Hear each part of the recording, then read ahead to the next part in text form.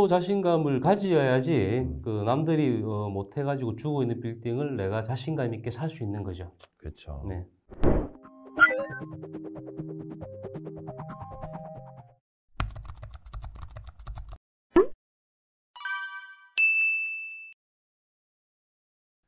안녕하십니까. 엔터 부동산에 찾아와 주신 구독자 여러분들 진심으로 반갑습니다. 반갑습니다. 자, 오늘 제가 준비한 주제 네. 또 아주 그냥 핵심적이고 네. 아주 꼭 필요한 그런 아하. 주제를 또 가지고 왔습니다. 네. 제가 요즘 계속 하고 있는 컨텐츠가 이런 건물 어때? 줄여서 이건 어때인데 네. 오늘 이건 어때 주제는 공실 있는 건물은 어때입니다. 이 꼬마 빌딩을 매입하시거나 네. 이 생각 있으신 분들에게는 정말 큰 꿀팁이 되지 않을까 해서 이게 준비한 주제인데 보통 이 건물에 공실이 있으면 아 여기는 입지가 안 좋아서 그런가? 그렇죠. 무슨 건물에 문제가 있나? 네. 이렇게 생각을 하고 매입 대상에서 이렇게 제외하시는 분들이 분명히 계실 거예요. 그렇죠. 근데 제가 개인적으로 생각을 해봤을 때 음. 이거는 기회가 아닌가 이런 생각이 딱 들더라고요. 오히려 이 공실이 나에게 큰 이득을 안겨줄 것만 같은 그런 생각이 들어가지고 준비를 해봤는데 네. 그래서 첫 번째로 우리 박사님께 좀 질문을 먼저 드려보도록 하겠습니다. 먼저 이 공실이 있는 건물과 공실이 없는 건물 이 실제로 이 매입 가격 차이가 확실히 좀 있습니까 이게? 대부분 있다고 보시면 될 것 같아요. 네. 클 것 시장에 매물로 나와 있는 이 매물들이 보면은요. 네. 만시를 기준으로 해서 수익률을 책정해서 가격을 책정한 케이스가 많습니다. 네.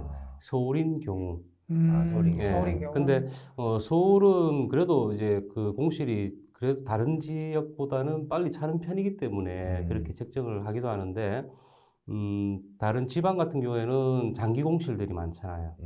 그러니까 수익이 장기적으로 안 나오는 그런 부동산들은 그만큼 가격을 낮춰서 내놓는 케이스가 많다고 보시면 좋을 것 같습니다. 아니 요즘 뭐 그 유튜브에서도 많이 보는데 막 유령 도시라고 해서 건물은 삐까뻔쩍하게 세워놨는데 밑에 막 다 공실돼 있는 건물들이 많고 막 그런 거 찾아다니는 분들이 있더라고요. 최근에 이제 신축 빌딩들이 그런 게 많거든요. 네. 네, 왜 그러냐면은 어쨌든 구축보다는 높게 받아야 되고 그래야지 수익률이 이제 원가 대비해가지고 수익률이 나오니까. 그렇죠. 네, 근데 경기가 안 좋아지고 있고 그러면 1층이 공실이 대단히 많아지고 있는 상황이 되는 거죠. 1층이 제일 비싼데 원래는 제일 비싸게 그렇죠. 받을 수 있는 딱 그 위치인데 네. 하지만 네. 우리 박 의원님이 말씀하신 것처럼 그런 공실이 있는 거가 기회이다. 그거는 저도 100% 동의하고 있습니다. 이거 내 촉이 있다니까. 포인트 있었네.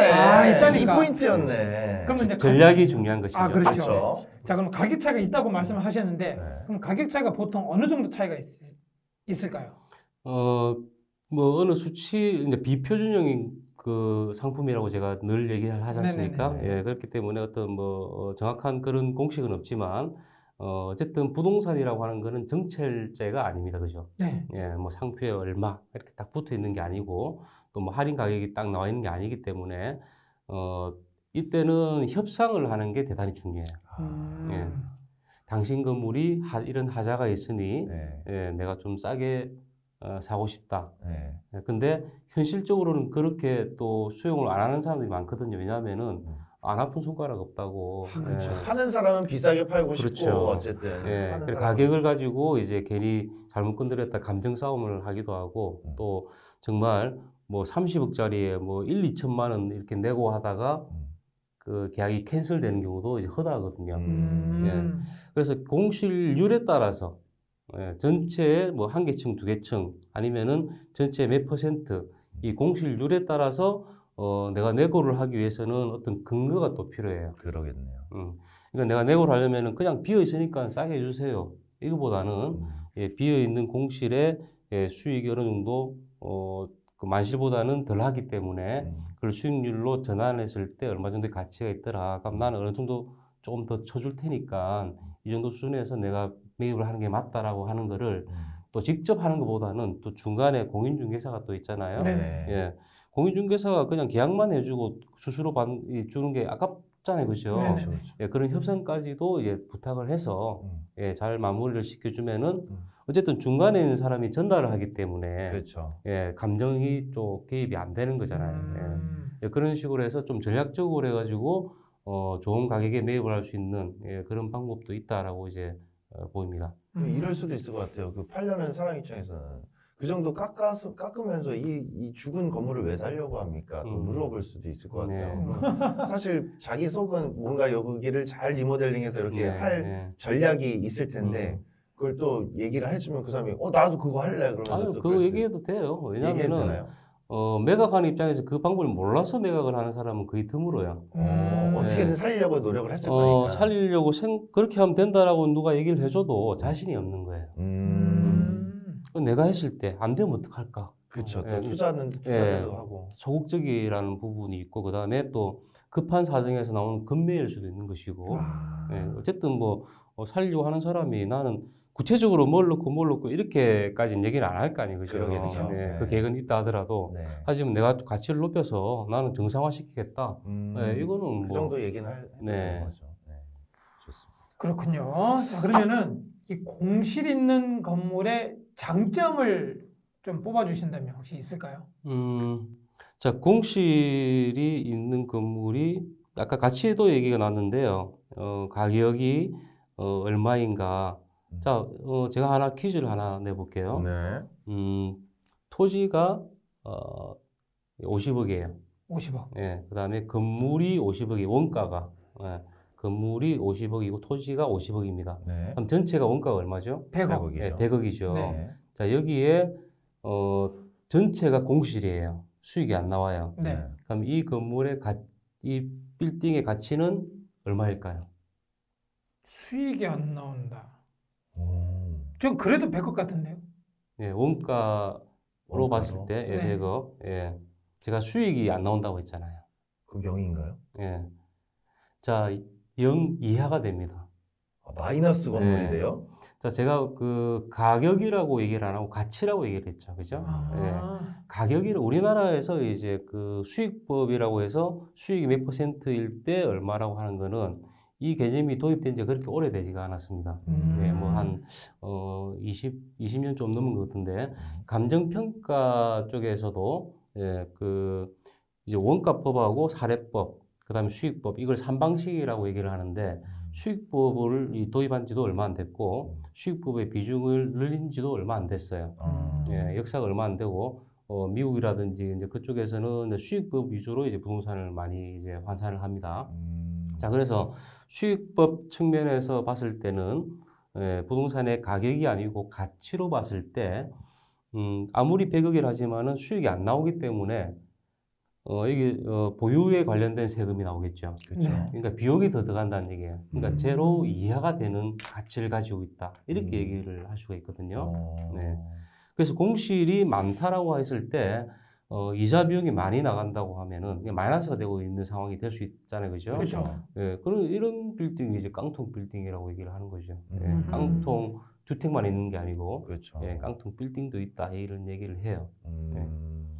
자, 그래서 뭐 질문하신 게 장점이 있다면 어떤 것이 있느냐, 뭐 이렇게 말씀을 하시는데, 장점이라고 하면 당연히 뭐 싸게 살 수 있다는 게 제일 큰 장점이죠. 협상을 할 수 있다. 그러니까는 매수자가 협상력이 높다 이렇게 네. 표현을 할 수가 있는 것이고, 반면 단점이라고 하면은 잠재 리스크가 많다 이렇게 볼 수가 있어요. 하긴 그렇죠. 언제 네. 임대될지 모르니까. 맞아요. 네, 그러니까 이런저런 뭐 내용들을 이제 그 뭉뚱그려 가지고 잠재 리스크라고 이제 표현을 하면 될 텐데, 이 잠재 리스크는요, 대부분이 노후돼 있을 것이고요.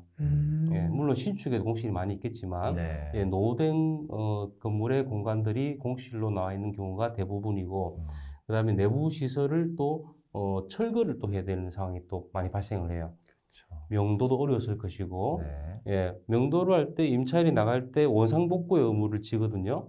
근데 대부분은 연체하고 이렇게 그렇게 나가다 보면은 예, 원상복구가 안 돼 있는 경우도 많아요. 그냥 얼렁뚱땅. 예, 그럼 내가 사서 다른 걸로 내가 그냥 노래방을 하고 있었네. 예, 근데 커피숍으로 막 바꾸고 싶다. 그럼 커피숍으로 들어올 사람은 깨끗하게 철거해 주세요라고 요구할 수 있거든요. 그 비용도 만만치 않아요. 그렇죠. 예, 그러니까 철거라든지 아니면 리모델링, 예, 낡아 있고 그다음에 또 안 맞는 부분들이 있다고 하면은 계단이 있고 엘리베이터가 없다. 엘리베이터를 넣으면은 또 상층부에 임대를 놓기가 수월하잖아요. 그렇죠. 예, 그래서 리모델링을 해야 될 필요가 있는 예, 그 비용이 또 들어가겠죠. 네. 그래서 어쨌든 공실은 어떠한 경우든 이유라는 게 있습니다. 예. 그러겠죠. 네. 원인과 이유가 없는 공실은 거의 없다고 보시면 돼요. 예. 그래서 입지도 좋고 코너에 있는데 공실이 오래 있더라. 이런 것들은요. 대부분이 임대인이 임대료가 낮아지는 상황에서도 임대료를 뭐 고소하는 경우, 난 더 받겠다라든지 난 그 이하는 못 받겠다. 라고 임대인의 의지에서 공실이 생긴 경우가 많지. 시세보다 조금만 싸게 놓으면은 나올 수 있는 공간들이 대부분이거든요. 그래서 어쨌든 이유가 있다라고 이제 말씀을 드리고 싶습니다. 그렇죠. 그러니까 제 생각에도 사실 공실이 있다는 건 다 이유가 있을 것 같고 장점보다는 어떻게 보면 단점을 좀 더 잘 찾아봐야 되지 않을까 싶네요. 그러니까 제가 장점 물어봤는데 딱 하나 얘기하시고 단점만 쭉 얘기해 주세요. 네, 단점이 어쨌든 장점은 많겠죠. 싸게 살 수 있다는 거. 그게 제일 크잖아요. 사실 그래도 그 뒤에 뒤에 돈이 얼마나 더 들어갈지 모르기 때문에. 네. 아, 그렇군요. 네. 자, 그렇다면 공실이 있는 또는 공실이 많은 건물에 매입할 때 이거는 진짜 꼭 따져봐야 된다. 그래요. 그런 게 있다면 몇 가지만 간단하게 알려주십시오. 앞서 이제 단점, 잠재 리스크하고 이제 네네. 겹치는 부분이기도 한데, 그렇죠. 이제 그런 빌딩들은 가지고 있는 입장에서는 상당히 부담스럽겠죠. 네네. 이자가 더 나간다든지 아니면은 수입이 적고, 아니면은 이걸 팔면은 이 정도 자금이 나오는데 내가 다른 데 쓰면은 좋을 걸, 이게 묶여 있다. 그렇죠. 이런 경우가 많기 때문에 아마 금매로 나온 경우도 많이 있을 것이고요. 그렇죠. 예, 그 상황이 더 심각해져 가지고 경매로 나온 경우도 많이 있을 거란 얘기예요. 그렇죠. 예, 그래서 이런 건물들은 금매, 경매 또는 경매 직전까지 온 그런 하자 있는 예, 그러니까 뭐 채권들이 이렇게 잡혀 있을 수도 예, 있고. 네. 그런 경우가 많다. 그래서 자, 이런 건물들은 잘못하면요, 경매 시장은 이제 이렇게 얘기를 합니다. 싸고 괜찮은 물건을 찾기는 대단히 어렵다. 있긴 해요, 분명히. 네. 근데 다른 사람도 하다 안 돼가지고 나온 게 경매 시장이죠. 그러겠죠. 예. 네. 뭐 아파트라든 주거 같은 경우에 표준형 상품은 괜찮다고 할지언정 예, 이런 비표준형 상품 같은 경우에는 잘못 사게 되면은 정말 이 사람도 그렇게 노력을 하고 돈을 들였는데도 안 됐는데 내가 사가지고 별다른 대안 없이 사가지고 잘 될 거라고 믿고 하면은 더 안 되겠죠. 그렇죠. 예, 그래서 정말 철저한 분석이 필요한 게 또 경매 시장이기도 해요. 그렇죠. 자, 그래서 이제 그런 매물들은 또 현실적으로 보면은 관리가 또 잘 안 돼 있어요. 예, 관리라는 게 그냥 물리적으로 그냥 뭐 청소라든지 뭐 전기, 소방 뭐 이런 관리가 아니고 그것도 포함되지만 더 중요한 게 뭐냐면 임차인에 대한 관리. 예. 그러니까 임차인과 관계가 소유주가 나는 한두 달 연체해도 봐주더라. 아무 말도 안 하더라. 이런 사람도 있고 또 한두 달 연체해도 달라고 소리도 하는데 하긴 하지만은 너무 이렇게 적극적으로 안 하더라. 예, 또 임대료를 장사가 안 된다고 해서 내려달라고 그러면 또 내려주기도 하고. 그러니까는 이런 그 습성이 되는 거죠. 예, 이런 관리적인 측면이 임대 관리라고 얘기를 해요. 네. 예, 이런 부분들도 안 돼 있는 경우도 많고. 어쨌든 지금 얘기를 쭉 들어보니까 일단 공실이 있으면은 추가적인 비용이 분명히 더 들어가고 네. 그게 이제 얼마가 될지 모르지만 네. 추가적인 비용이 무조건 들어간다고 이렇게 말씀하시는데 그러면은 예산을 처음에 잡을 때 네. 그 추가적인 예산을 잡을 때 꼭 포함되어야 하는 예산 내용이 있다면 첫 번째가 정상화되는 비용이죠. 정상화. 예, 비정상화된 빌딩을 내가 샀기 때문에, 부동산을 샀기 때문에 네. 이걸 정상화시킬 수 있는 비용이 필요한 거죠. 그러겠네. 예, 그게 이제 우리가 흔히 말하는 리모델링, 리모델링. 물리적 개선 비용이라고 얘기합니다. 네. 예, 물리적인 개선 비용하고 그 다음에 공실을 채워야 되니까 네. 임대 마케팅 비용이 필요하겠죠. 수수료도 필요할 것이고 네. 또 그 기간 동안에 뭐 1년 만에 나갔다가 1년 동안 공실일 거 아니에요. 그렇죠. 예, 그럼 그 동안에 못 받는 임대료, 그 다음에 이제 각종 수수료들, 네네. 예, 광고를 한다고 하면은 광고 비용도 있을 것이고요. 그렇죠. 그리고 이제 그 또 기회 비용이라는 게 있습니다. 아까 말씀드린 대로 마케팅 비용도 기회 비용에 속하는 것이고, 네. 그다음에 이제 정상화를 위해서 리모델링을 한다고 하면 거기에 대한 자금도 끌어야 되잖아요. 그쵸. 그럼 그 비용도 있을 것이고, 어쨌든 수익이 없는 이 무수익 기간에 대한 기회 비용이 얼마가 들지도 모르는 상태가 그쵸. 되는 거죠. 예. 자, 그래서 저는 이제 예비비로 생각을 한다고 하면은 저는 이렇게 얘기를 합니다. 대출을 내가 50% 받는다 그러면은 50%의 자금이 필요한 게 아니고 나머지 플러스 10%, 예. 30억이다라고 하면은 30억의 10%인 3억 3억. 정도가 예비비로 필요하다. 그럼 이 3억 정도 어떻게 나왔느냐? 네. 예, 그러면은 물론 뭐 제세 공과금도 있을 것이고 부가세도 있을 것이고 더 중요한 건 뭐냐면은 1년 동안 전체가 비었을 경우라고 따진다고 하면은 그런 경우는 별로 없겠죠, 그죠? 예. 그렇죠. 1년 동안 전체 임대료 곱하기 12, 1년 동안의 임대료, 전체 임대료를 포함한 그게 이제 한 10%가 돼요. 예, 이 정도면 안전 자금이라고 볼 수 있는데, 그러니까 버티기 자금인 거죠, 그렇죠. 어떻게 보면. 예, 그러니까는 안전 자금이라고 해서 많으면 좋지만은 그렇죠. 또 조금 저스트하게 또 내가 또 좋은 부동산을 사고 싶잖아요. 그래서 이제 최소 필요 자금 정도라고 보시면 된다 이렇게 볼 수가 있겠고요.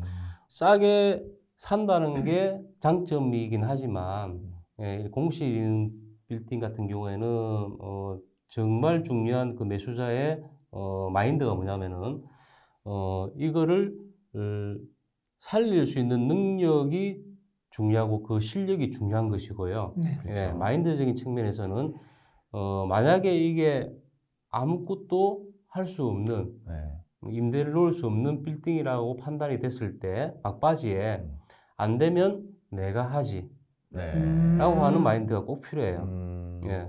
그러니까 주현영 씨 우리 인터뷰했을 때 식물 카페 놓고 이런 거 있잖아요. 그죠? 예. 이렇게 해서 내가 창업을 하든지 어쨌든 그렇게 활성화 시킬 수 있는 대안이 꼭 있어야 된다는 거죠. 대안. 예. 그러니까 싸게 나왔다고 그냥 나 건물주 되고 싶어서 사는 게 아니라 혹시라도 그런 공실이 있었을 때 어떻게 할지 그런 모든 전략을 갖고 일단 네. 시작을 해야 될 것 같네요. 모든 플랜을 다 짜놓고 항상 마지막은 안 되면 내가 하지. 네. 그런 이게 꼭 마인드. 들어가야 되는군요. 아. 예, 그 정도 자신감을 가져야지 그 남들이 못 해가지고 죽어 있는 빌딩을 내가 자신감 있게 살 수 있는 거죠. 그렇죠. 네. 저는 자신감은 있는데 돈이 없어요. 근데 사실 이런 공실이 많은 건물들을 왜 이런 주제를 갖고 오셨냐면 요즘에 워낙 이런 건물들이 많다 네. 보니 어떻게 보면 그 공실이 생기다 보면 대출 이자도 갚지 못해서 급매로 나오는 경우도 많고 그래서 앞으로의 어떻게 보면 부동산 시장에서 필요한 정말 주제인 것 같거든요. 네네네. 사실 이런 건물 중에서 어떤 엑기스 건물을 잘 찾아내서 그걸 또 갖고 오면 어쨌든 투자 수익을 높일 수 있는 거니까. 그렇기 때문에 앞으로 지금 시청하시는 구독자분들은 조금 이 부분을 잘 보셔놨다가 다음에 투자 때 꼭 생각하고 하시면 좋을 것 같습니다. 예, 투자를 할 때 이렇게 생각하시면 될 것 같아요. 전체가 차 있는 부동산을 다 좋아해요. 그렇죠. 예. 근데 그거는 더 이상 가치를 올릴 수 있는 게 별로 없다는 얘기입니다. 네네네. 예, 그래서 비어 있는 거, 그러니까 하자가 있는 거, 치유를 할 수 있지 않습니까? 네. 예. 그럼 그 치유할 수 있는 게 내 실력인 것이고, 그렇죠. 예, 그 잠재 가치가 있는 걸 사야지 투자한 효과가 있다는 겁니다. 수익이 그러겠죠, 극대화 아무래도. 되는 효과. 네, 그거를 명심해서 투자를 하시면 좋을 것 같습니다. 네. 오늘 이렇게 또 박사님께서 또 공실 있는 건물에 대한 팁을 주셨는데 네. 아 그래도 나는 좀 더 알고 싶다. 네. 좀 더 딥하게 들어가고 싶다 하시는 분들은 엔터 부동산에 찾아오셔서 박사님과의 상담을 조금 요청하시거나 아니면은 네이버 카페에 꼬마 빌딩 연구소라고 있습니다. 거기 가셔서 이렇게 글을 남겨주시면 박사님께서 친절하게 답변을 달아주실 예정이니까 네. 많은 이용 부탁드리겠습니다. 자 그러면 오늘 마무리하도록 하겠습니다. 지금까지 엔터 부동산이었습니다. 감사합니다. 감사합니다.